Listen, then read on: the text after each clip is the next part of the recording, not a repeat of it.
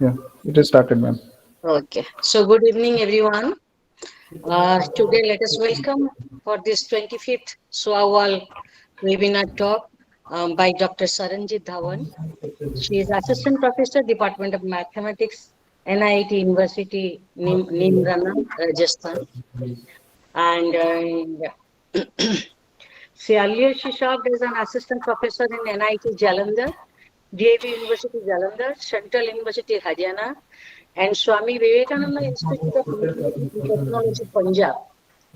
Dr. Dhawan completed her PhD from NIT Jalandhar. She has published 20 research papers in journals of international repute and 11 conference proceedings so far. She has been several administrative positions during her earlier services. She is a professional member of Indian Society of Biomechanics, Indian Mathematical Society, Indian Society for Heat and Mass Transfer, Indian Society for, oh, 1 minute, my desktop turned off. So will Dr. Dhawan, I will say about you little bit afterwards because just I was looking at your CV from the desktop and suddenly it turned off. So anyway, let us welcome Dr. Sharanjeet Dhawan for today's talk. And Dr. Dhawan, please say your topic name and you can start your talk now.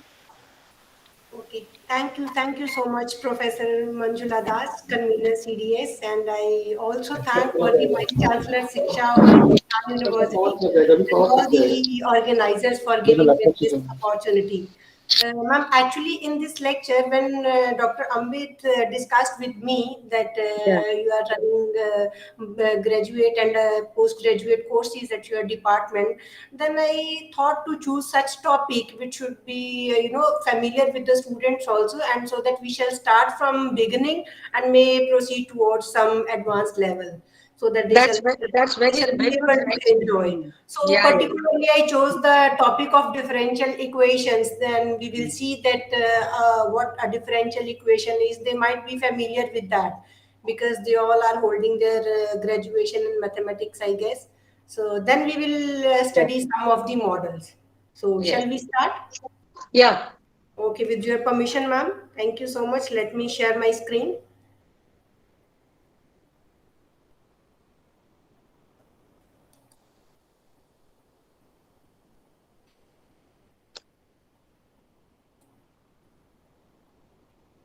So is this screen visible to everyone? Yes, ma'am. It is visible. Yes, it is Okay. visible. So title of today's talk is Differential Equations, a beautiful tool to understand real life problems. In this lecture, we will discuss how mathematical tools such as differential equations play an important role in predicting real life phenomena. So before starting the discussion, basic questions that comes into our mind, they are that what are differential equations and why we need them. And in continuation to this, there is what is mathematical model. Some of you might be familiar with these questions, or some of you may not be. I think the audience having mathematics background, they are well versed with the terms of differential equation. So a differential equation is an equation that relates one or more functions and their derivatives. In applications, functions generally represent physical quantities and the derivatives represent the rate of change. So, as a differential equation as a whole defines a relationship between the two. So, they are further classified as ordinary differential equations, partial differential equations, and then further depending on their order, degree, etc., we have various techniques to solve them. So there is some noise I feel. Can all of you please mute yourself? Okay. And the term mathematical modeling refers to the process of creating a mathematical representation of a real world scenario to make some predictions. So we will start with a basic study of ordinary differential equations. Suppose we wish to study how population, say we have denoted it with P. and T is the time, P is dependent on time, how this population PT grows with time T. So if we assume that the population has a constant death and birth rates, then the rate of change of population is proportional to the size of the population PT. So we represent it with the help of equation number 1, that is dP upon dt is Kp. Here K is representing the constant of proportionality. Otherwise, it is the difference between the birth and death rates. So it is one of the simplest model. So if we are suppose having some initial value of the population at time t is equal to 0, then we call it as an initial condition, and we can solve it. It's a simple first order linear differential equation, and we have different techniques to solve it. If we solve it, we will get some exponential function as a solution. So let us suppose we are using this simple model, how it would be helpful for us in real life. Suppose we want to solve such problem where PT is a population of a colony at any time t. That colony can be, let us say we are studying some bacterial growth, etc. It can represent any colony that we want to study. And the initial population, say let it is given to be as 10,000. That means we are having the initial condition at time t is equal to 0, and the time is measured in year, and population growth at 3% per year. So growth is also given to us, and if we solve this equation number 1, where with the help of this initial condition we can evaluate the value of our constant C. So we reach to the solution that we are getting PT is equal to 10,000 into this exponential function. So with the help of this mathematical tool, we can draw some conclusion about similar problems also. Let us elaborate our study with the help of some case studies. We will observe that under different circumstances, we can make certain assumptions according to the requirement, and the developed model can be solved accordingly. Suppose our case studies here we restrict to 2 case studies. The first one is population growth model, and the second one is density dependent population growth model. We will see that how we impose certain more assumptions and how we can change our model. So let us come to our first case study. Here it is population growth model. Here we have made certain assumptions that the population is sufficiently large so that we ignore random difference between the individuals. Then the birth and death rates are continuous in time, and we assume per capita birth and death rates are constant in time. So X here would be representing the population at time t, small t represents the time. And if it is, if the information of this population is available at t is equal to 0, say this is our initial condition or initial population. And alpha beta will be used as constants. They are representing per capita birth and death rates respectively. So as we have a rate of change of population at time t is directly proportional to the size of population at time t. So we have say dx upon dt is directly proportional to x, and if we are using alpha beta as death rate and birth rate, so here we take it as difference beta minus alpha, and by Balance law we have got this model. So again, if we will solve it, we will get the solution x is equal to x naught into exponential function. So if initial condition is given, we can substitute the value of x naught, so we can predict the amount of population at a particular time. And beta minus alpha is a growth rate of population, and in exponential growth, this should be a positive quantity. So since if we study that it is an exponential growth, otherwise in case of decay, it can be negative also.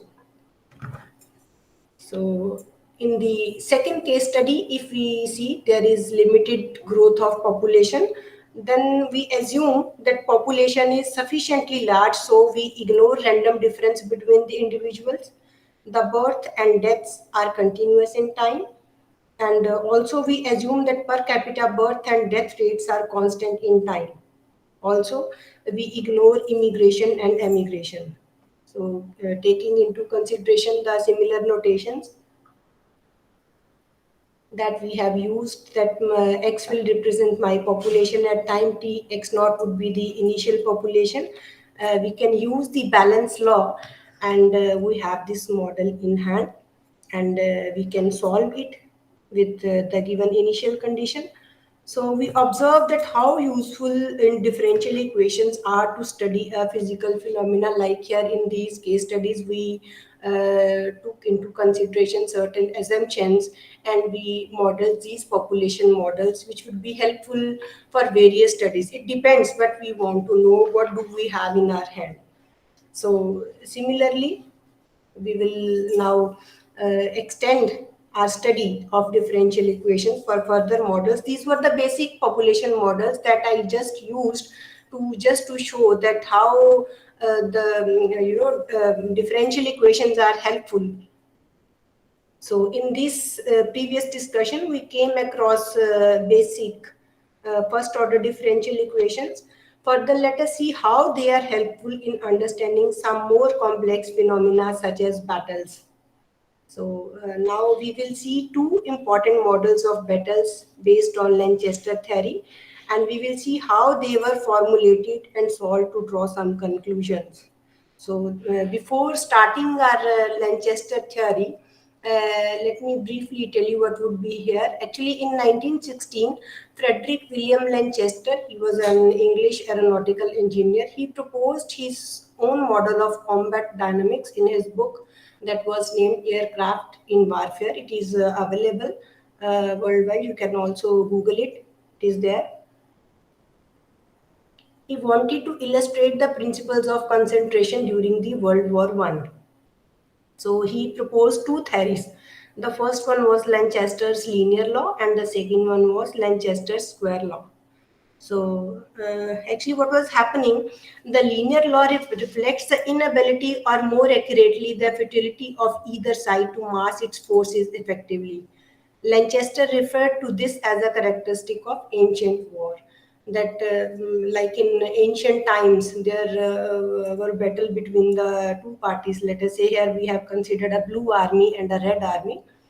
So, in olden times, when weapons directly answered weapons, the act of defense was positive and direct. The blow of sword or battle axe was parried by sword and shield. Under such conditions, it was not possible by any strategic plan or tactical maneuver to bring other than equal number of men into the actual fighting line. So one man would ordinarily find himself opposed to one man. So this is what is depicted in this diagram or in this figure also. Like we are having two different armies, and we are going to study a battle between the two. Say we are having blue army and we are having red army. So we will see that how it would be studied with the help of a mathematical model. And there were also certain assumptions that in this situation both the armies have equal fighting skills. Each army will engage equal number of units at a time and would go on like this until smaller army is wiped out. So in such cases, attrition depends solely on the effectiveness of the individual combatant.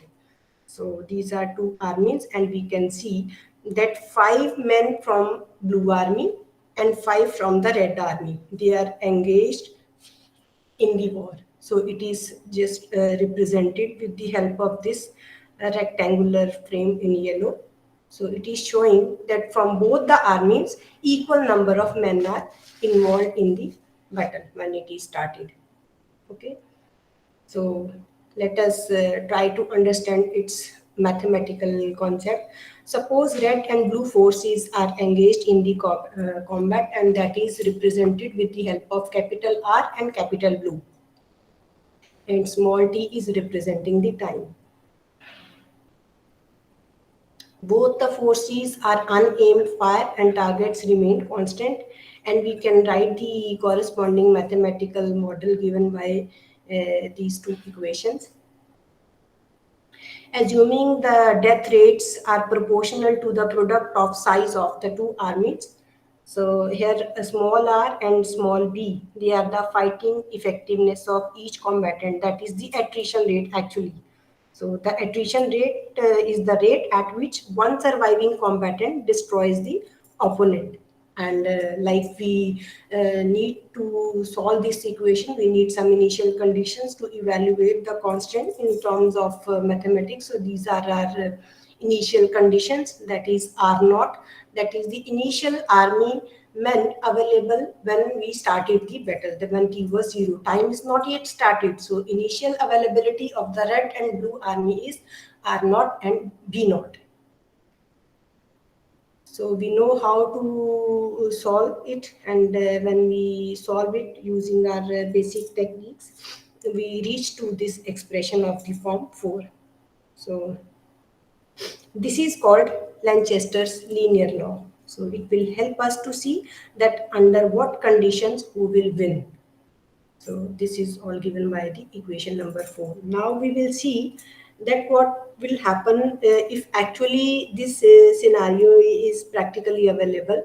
So we see that when t is the final time, or if we think that blue force will win, so what will happen? For blue force to win, since it is talking about the ancient wars when some restrictions were there, then we say that blue army will win. That means it has eliminated the red army. No number of army men from red army are left over, so only BT is left. Then we say that blue army has won the war. And if we will put R is equal to 0, then we got this expression for B.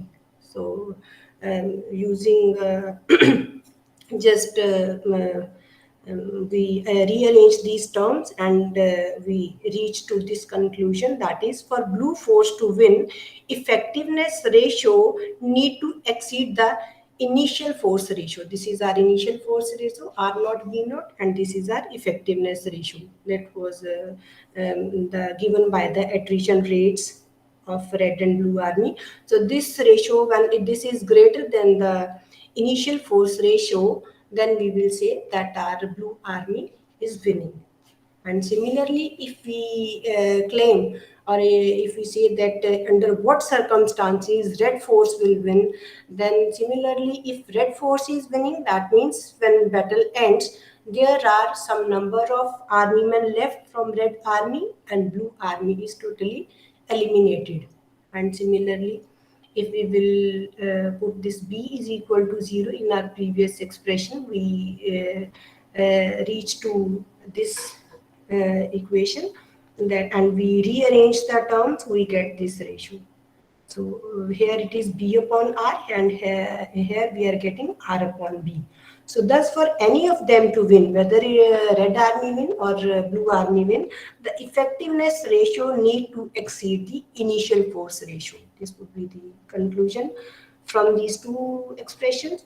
And there may be a situation that none of them wins, there is draw. That is when there would be not be any survivor from blue army and red army, then both are 0. When B is 0, R is 0, then these two ratios would be equal. That is, both forces get annihilated and battle comes to draw. Okay.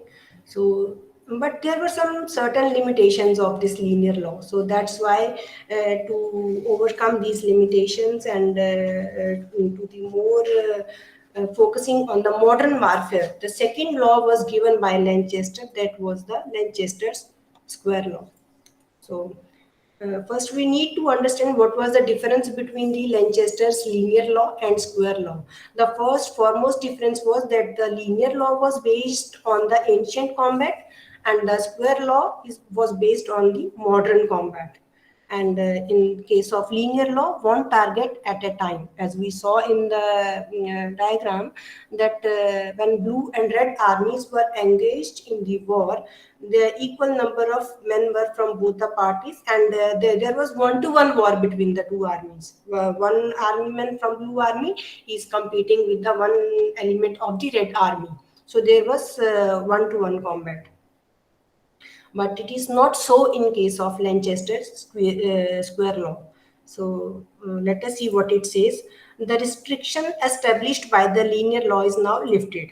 So now any combatant can engage any target in range and in turn receive fire from multiple enemies. Thus, every element can participate in every stage of the battle.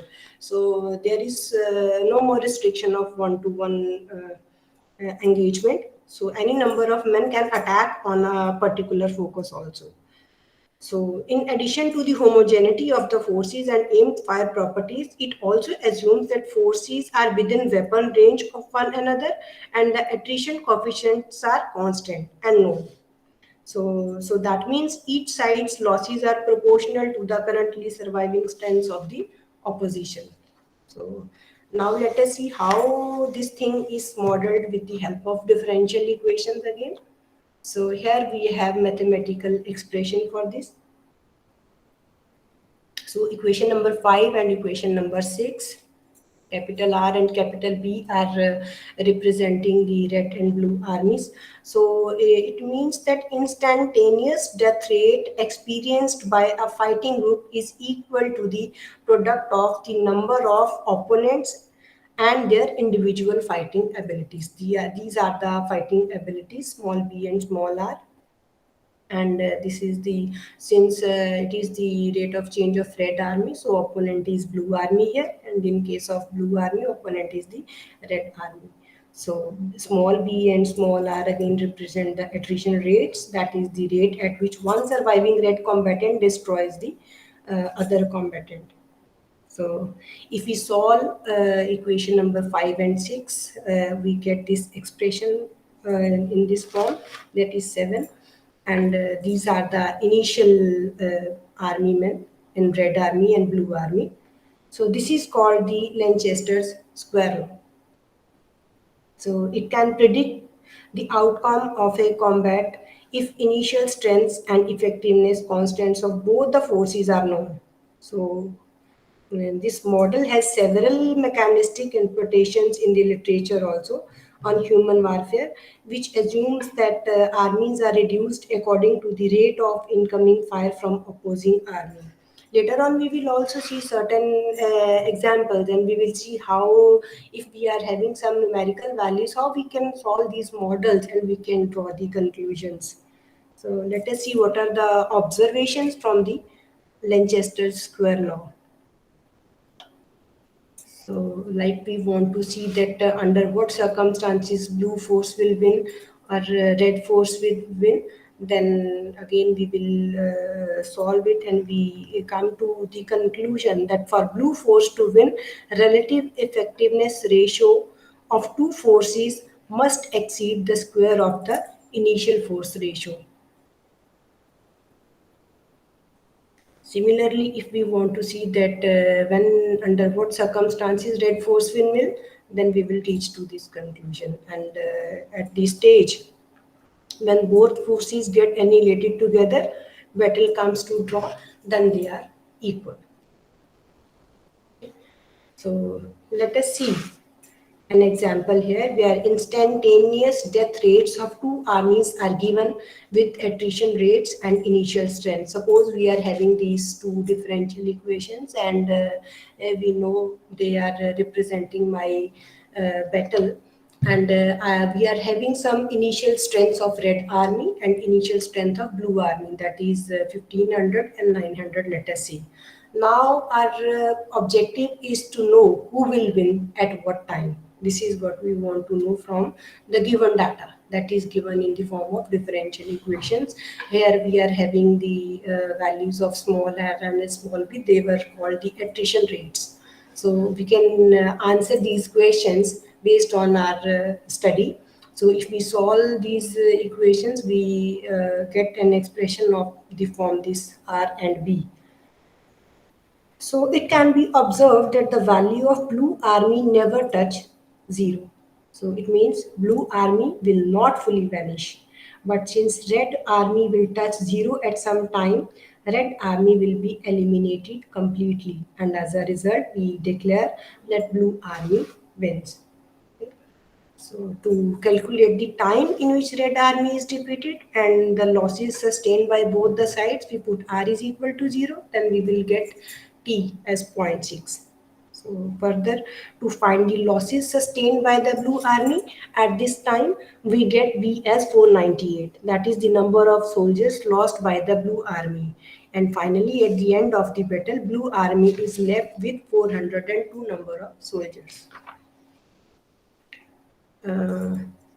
This was a, you can say that numerical example. Actually, a similar type of famous battle is the Battle of Trafalgar, one of the best suitable example for this type of discussion. The Battle of Trafalgar was a naval engagement fought by the British Royal Navy against the combined fleets of the French and Spanish navies.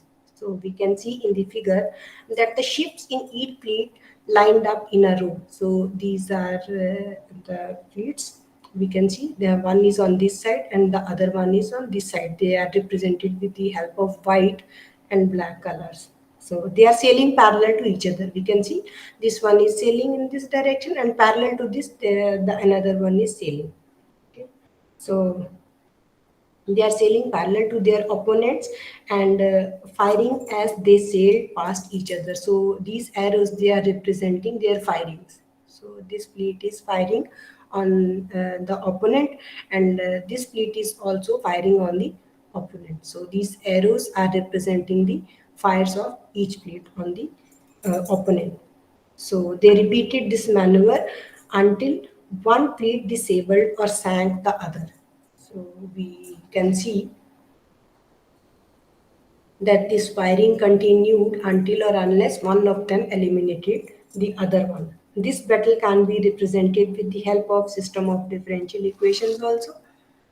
So suppose we have these two opposing forces and we represent the fleet A with initially A naught ships and fleet B initially with B naught number of ships.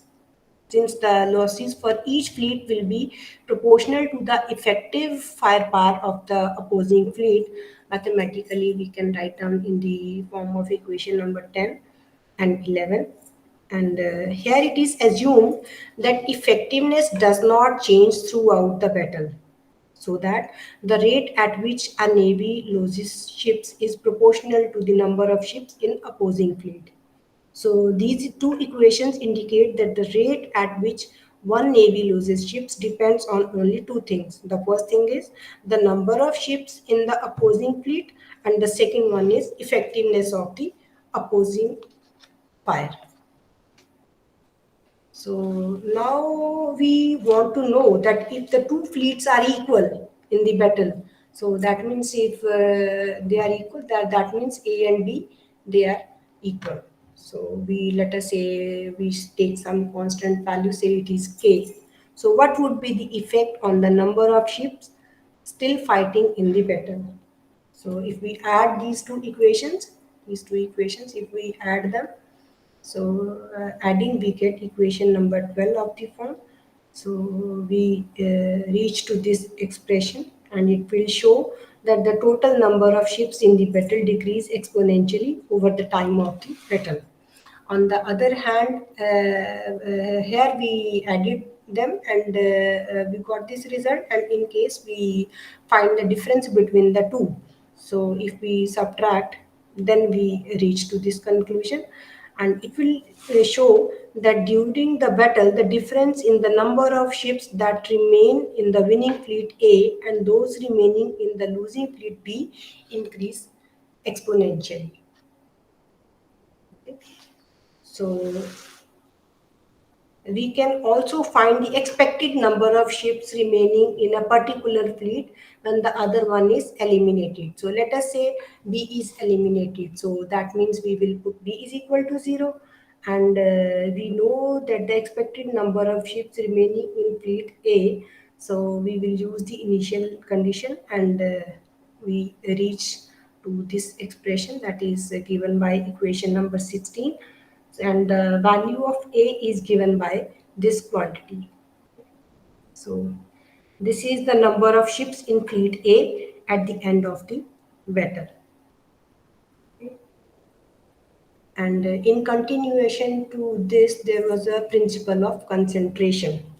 So, according to the principle of concentration, by focusing on one portion of the enemy and destroying it completely, a force can win the war even if its initial strength is low, which is not the case in direct one-to-one combat. We saw earlier also. So, it want to say is that if one force can concentrate its entire strength on a particular portion of an opposing army and destroy it, it may then be able to attack the remaining portion of the opposing army with its remaining strength. So Lanchester believed that air power would be so effective because of this. So an air force can be deployed in full force against selected portion of an opposing army. And we know that Lanchester assumed that the combat between two homogeneous forces under modern conditions could be modeled by these two equations we saw earlier also in the square law. So we can use them again. And using the square law and the previous equations, we can extract the expression for R and B. And let us see with the help of an example that how it is working. So we saw that instead of using the full number of army men, it can take a part of that also. And see, suppose we are having the information and the attrition rates that we took as constant. So let us say they have taken to be as 0.1, both are 0.1, and we do have some initial value of red army and blue army. So let us say right now we are having 60,000 army men in red army, and in blue army there are 50,000. Supposing that force B attacks on only 30,000 soldiers of the force R initially, so we divide it as a mini combat 1 and mini combat 2.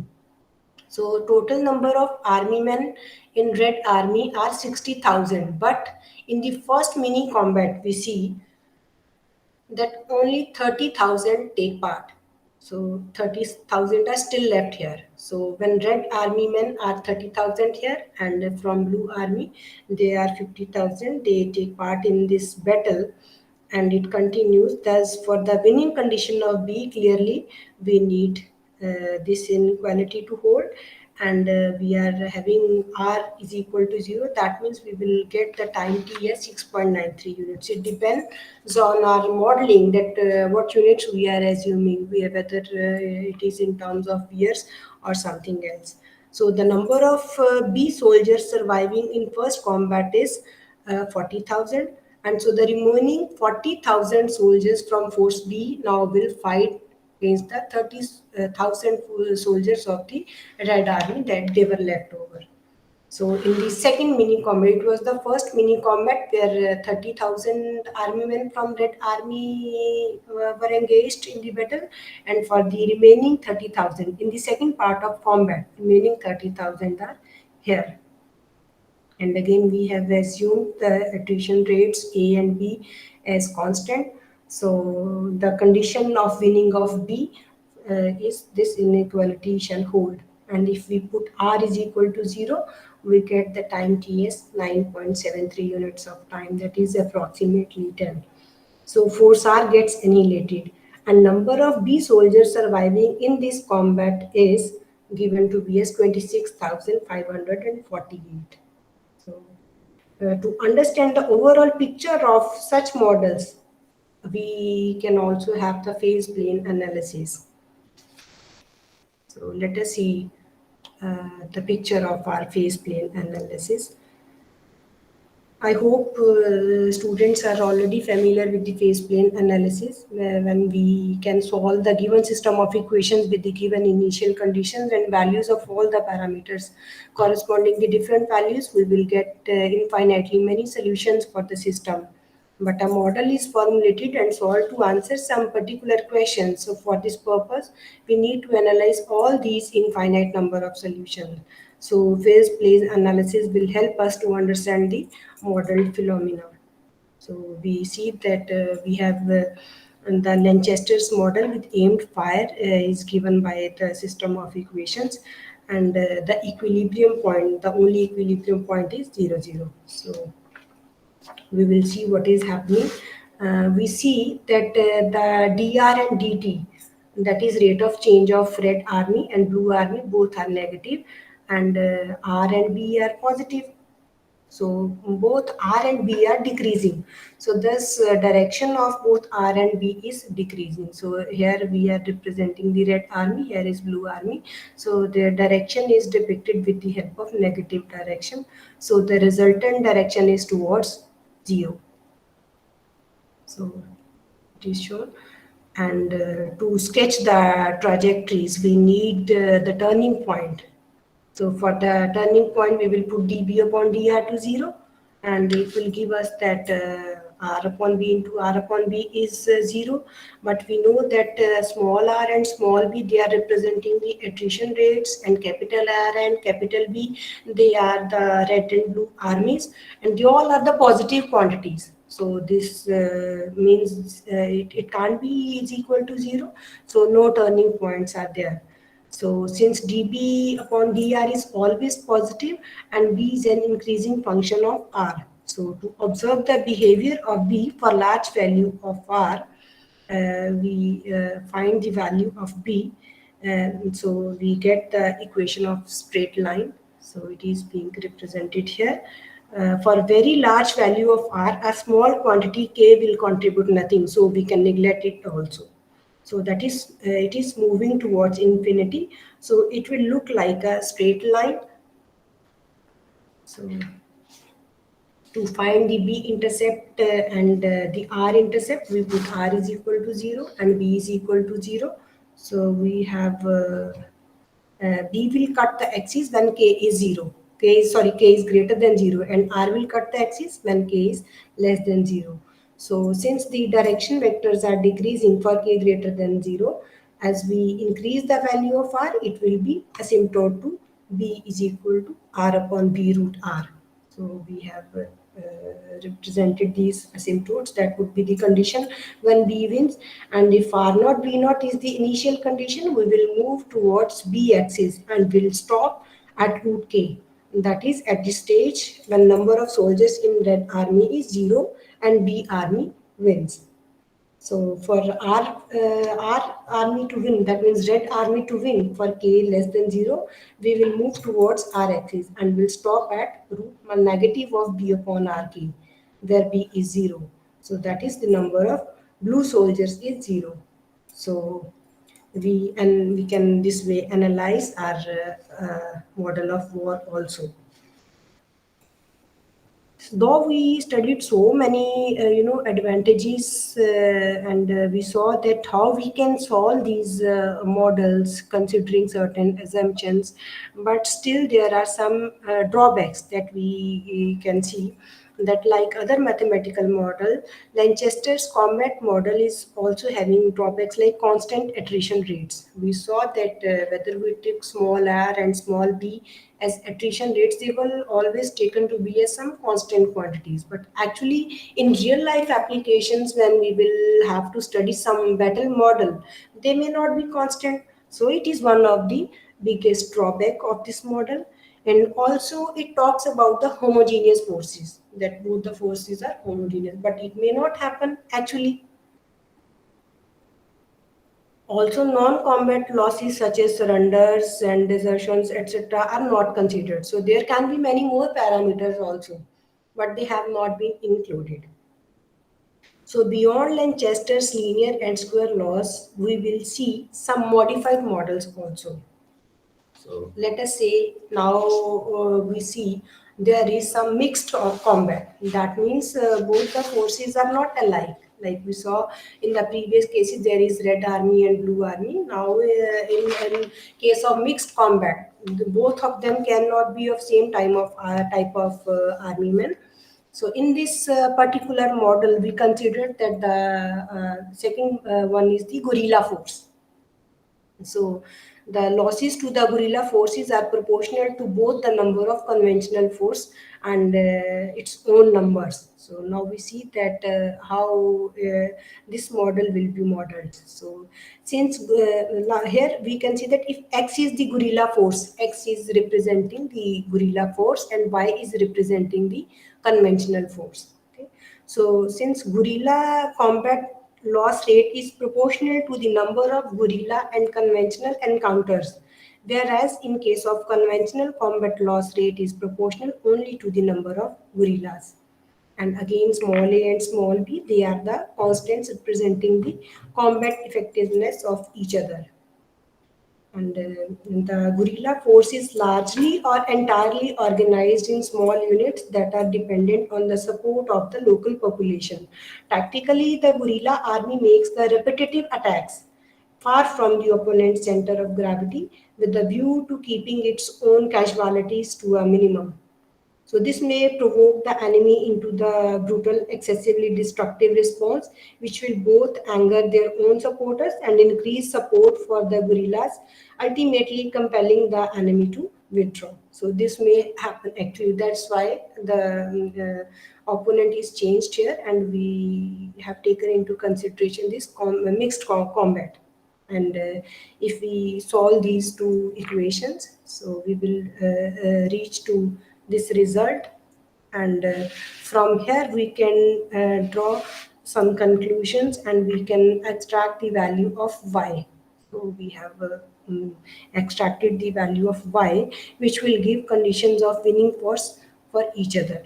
So we can see that conventional force gets annihilated and the guerrilla force wins under this circumstance, and the guerrilla force gets annihilated and the conventional force wins when this condition is true.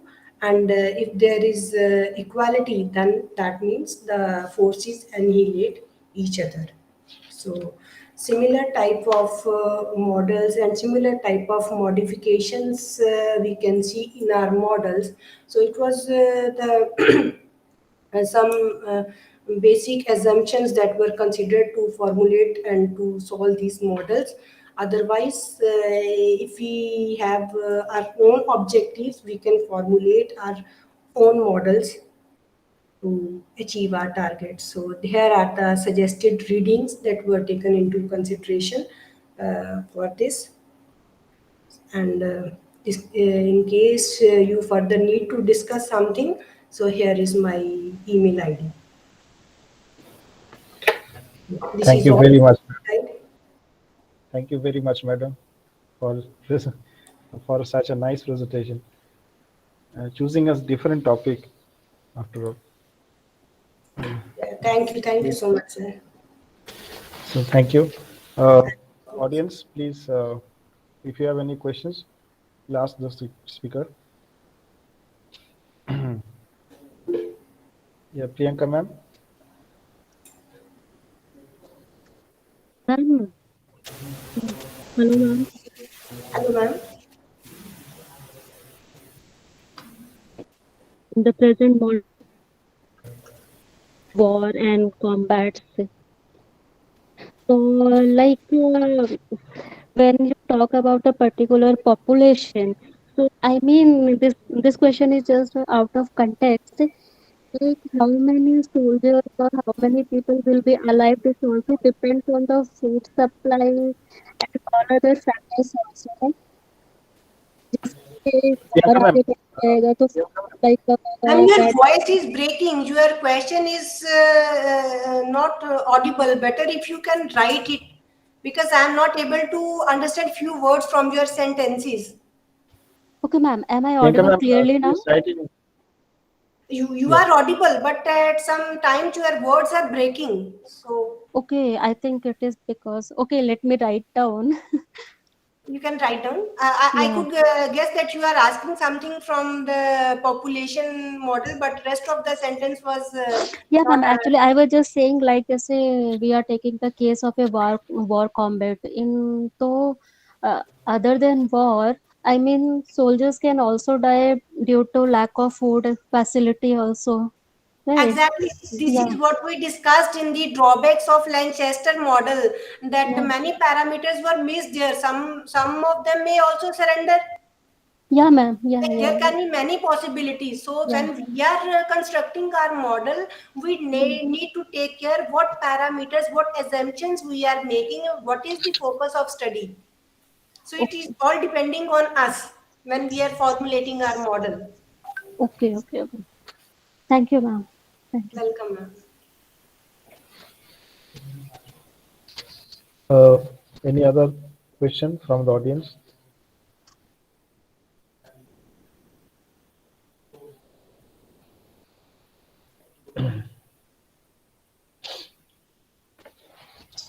I don't think any other questions are there. So thank you so much for your nice presentation, Dr. Dhawan. Now I Thank you, ma'am. request our Dr. Abhijit to offer the vote of thanks from our department as well as from this university for your nice presentation. Dr. Abhijit. Yeah, thank you, ma'am. At the end of the 26th Siksha Anusandhan weekly academic lecture, I shall take the liberty of proposing vote of thanks. We thank the speaker, Dr. Sharanjeet Dhawan, whose talk has enriched our knowledge on differential equations, real-life applications. So our thanks are due to the colleagues, research scholars, and students in the audience.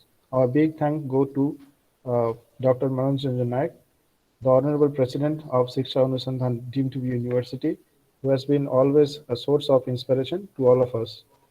I extend our heartfelt thanks to Professor Manjula Das, the head of Center for Data Science, for the necessary supports, and Dr. Amit Pani for helping us to connect with Dr. Dhawan.